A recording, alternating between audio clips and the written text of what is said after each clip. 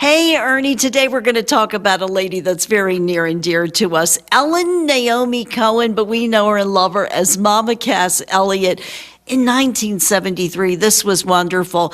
We brought her back to Baltimore to honor her, and our mayor at the time, William Donald Schaefer, gave her the keys to the city, and she was just so blown away. And you know what? That's sincere. I mean, I didn't get to know her that well. We never really hung out a lot. I mean, it wasn't like, but the brief time that I had with her, and I always had this love for the mamas and papas, and for her mainly. She was like what she was to the mamas and papas, Ringo Starr was to the Beatles. It was that person that was just like an everyday person that just had this incredible talent and so much love in her. And I'm sure I've talked to people that know Ringo, and they say he's the same way. Burton Cummings was with Ringo a lot when they did the Ringo Starr All Stars. He was on there with Joe Walsh and some guys from the Eagles and stuff. And he said that Ringo was the nicest guy ever. Just couldn't do enough for everybody. Very sensitive, and Cass was like that, And it's really funny how the diversity that we had doing album covers. By the time she reached out to us, Pacific Ioneer had already been in existence for about 11 months. And it was like in October, that she reached out to my partner, Tony. And it was funny because he didn't tell me. I mean, we were big Mamas and Papas fans. I mean, dedicated to the one I love, just all the California Dreamin', Leaving on a Jet Plane, Monday, all those songs were really part of who we were in that time.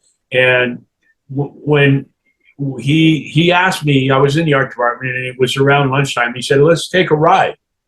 And I said, okay. And I didn't know anything. And he had this grin from ear to ear on his face, right? And he never told me she called or anything. He just said, hey, let's go have some lunch somewhere. And so we're driving and, we're talking and we're going up into the canyon, and I'm like, where are we going? I mean, I thought we were going to go. We pull up in front of this house and it's a beautiful house, a very 50s kind of up in the canyons and one level. And I said, what are we doing here? He said, oh, let's go up to the door. So we go up to the door and ring the bell. And I'm standing right there. He's standing beside me. And Cass Elliot opens the door. And it's like, I couldn't believe it, because I'm a huge fan as well as, an artist. I'm a huge fan, and she's an incredible artist.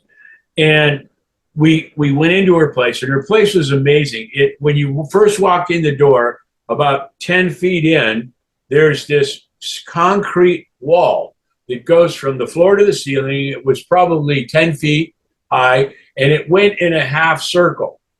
It was like half of a circle. And on the wall was covered with all these signatures from the Beatles, from all these recording artists that had come to her house, because she was notorious for having parties and stuff at her place. She was a very loving and lonely kind of. I think you got that feeling about her, like she just really, and she's, I mean, like I said, I never got to know her that deep, but just in the short time, it was about a month. We went to her house a few times. She came to the studio. We went to the recording studio. She was cleaning up some stuff that she was doing on the new album, The Road's No Place for a Lady. And it's funny because we had that initial meeting with her, and she agreed to have us come to the recording studio. Right, like I said last time, we were kind of in the area where all the Wally Heider, Sunset Sound, all the recording studios, record companies, right there. We were right there in the heart of it, and all the motion picture companies too. So it was kind of a neat place to be in. We went to the recording studio, and she was cleaning up some songs, and we had a chance to talk to her. And she had told us the name of the album, and I had done a few little rough sketches, and where she lived was not that far from the Griffith Park area, and they had a train. They had a classic train section where they had all these old trains and stuff. Because the road for me was like not so much even a car, but just trains going from town to town, living in a suitcase, that kind of thing. And that's kind of what she was talking about too. And because she really liked trains. So we arranged with Griffith Park to let us come in there and photograph, her. And you can see from the covers, she's out in the middle of the railroad tracks with all her furniture. She's all set up with her furniture. So kind of like we should have probably opened up a furniture moving company, because like when we talked about Burton Cummings and Above the Ground, we had to haul his chair down out of my place and up into his place. We did pretty good furniture moving. So we were thinking about doing that on the side when we weren't so busy doing album covers, but that never happened. So, but anyway, when we were talking to her in the recording studio, she had said that she tried working with the label's art department. And this is something that we talked about in other shows about. They were one of our biggest competitors. And they had the inside track because they already had the artist on their label and could lie to them and say, hey, why would you go there when we'll just do it for free and come visit our art department and meet our designers and art director and all that stuff. And it was just a big scam because they were charging more and more money, but they had more places to hide it.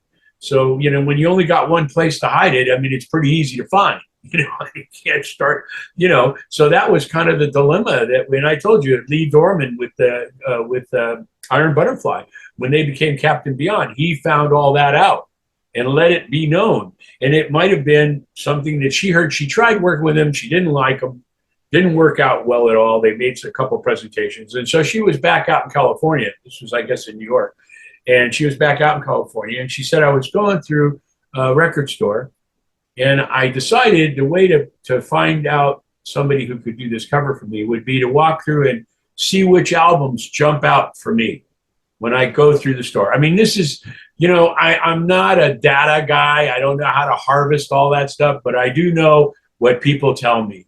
And they tell me that, God, when I went in that ocean of records and I saw your cover, it just jumped out. And that was like the best thing in the world to her. When she said that, she said, I went, picked up the cover and looked in the back and it was Pacific Eye and Ear. I put it down. I went a little bit further, picked up another cover that caught my eye, Pacific Eye and Ear. So she decided right then that she was going to reach, and we were in California. And we were in LA. So it was like, holy Toledo.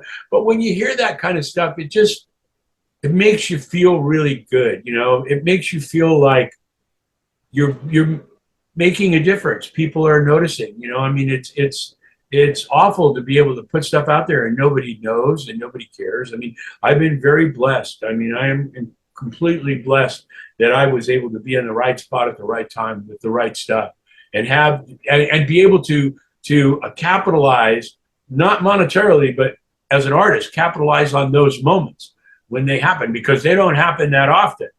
I mean, I've heard it before since then, but I think she was probably one of the first ones to ever say that about being in a record store and seeing covers that were, Bob Inglesiepe, and the guy that I still work with, does all my computer work. When he was at Penn State, he was a music guy, and he said every cover that I picked up that I bought and stuff, your name was on the back. And so when I decided I was going to graduate and come to California and be an artist, I was going to come to your company. And we were the first place he came to, and we hired him that day. Just like Drew Struzan, the same way.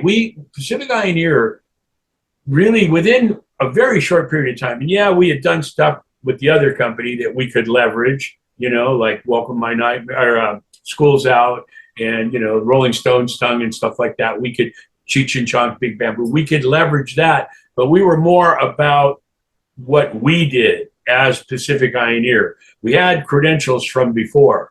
And I had Jesus Christ Superstar even before I went to the company where I did the other stuff. But we didn't show that. Our first poster, and I posted it on Facebook, the first poster we ever did had all the covers that Pacific Eye and Ear did. Had nothing to do with anything else that Tony had done or I had done before that. So there was a real pride in starting new, starting fresh, and doing it the way we thought it should be done. And you see back here, there she is on with all her furniture. Then the back cover is up here. And again, I'll send this to you bigger so you can see it better. And so we haul all this furniture over there and we set it all up. And I had a great horned owl, a huge one. It was over 100 years old. It was in this big glass dome, like a terrarium thing. And she took it off and put it on her head. And you'll see she's over here in one of these photographs. She's got it on her head. She's sucking her cheeks in like that, like she can't breathe. And then, you know, there's another picture of her there sprawled out over all her furniture in this train situation. It was really great. I mean, she was a real trooper. She really, you know, sometimes you get with these people, celebrities, and they believe their own hype. You know, they believe that they are really. I remember I was in a situation when we were doing All Tech Lansing, and we did we installed in Rod Stewart's house. He had just bought it from Cher. It was a huge mansion up in Beverly Hills, and we installed these big speakers in there. And I swear to God, this is the truth. I was standing here. Tony Toon, which is his manager, was standing there, and Rod Stewart was standing right there. And I couldn't ask Rod Stewart a question directly. I had to ask Tony. Tony would ask Rod. Rod would tell Rod. You know, and it was like, are you kidding me? Are you kidding me? Come on. You know, but then there are others that were. Alice Cooper is another one, you know, that was just has a big heart, never let it go to his head. She was exactly like that. What a beautiful lady. I mean, I fell in love with her. You know, I really did. Just talking to her, you know, she was, and very appreciative of what we were doing and how quickly we picked up on it. I mean, it was working with us, she said, was a really great experience. It was like the same joy that she got in recording, she got out of working with us. She paid us a lot of compliments. And, you know, it was really, heartwarming and very gratifying, because for us, it really was never about the money. It really wasn't. I mean, we were charging, I think I mentioned this before, the most we ever got for an album cover with illustrations and everything was like $5,000. That's not a lot of money. Back then it was more than it is today, but it wasn't like tons of money. And it was more about enjoying what we were doing. That was first and foremost. And, you know, being our own bosses, being able to call the shots. There's nothing worse than, you know, I tried after that, you know, after my own company, I tried going to work for somebody else, and that doesn't work. It just doesn't work, you know. Yeah, it's like putting a saddle on a wild horse. You know, it's not going to happen. And I tried it a couple times, but, you know, the last time I just ended up going on work for myself. So much, much better that way. You know? So anyway, Cass Elliot was a great experience working with her. And this was the last photo shoot that she ever did. You know, and so we were kind of really blessed to be able to meet her. And then, you know, I mean, unfortunately, she passed away, but it was something that I'll never forget.